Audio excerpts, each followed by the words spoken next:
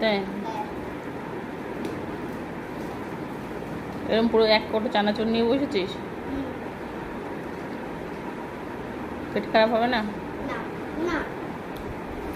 এরকম ভাবে এক কোটো চানাচুর নিয়ে তুই কি নিয়ে বসেছিস রে?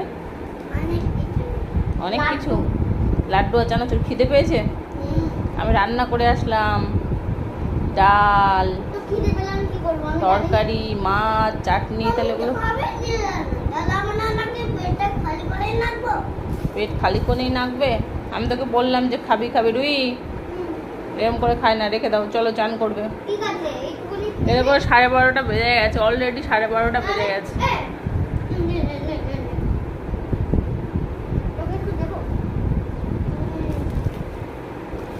তাড়াতাড়ি চলো, তাড়াতাড়ি চলো।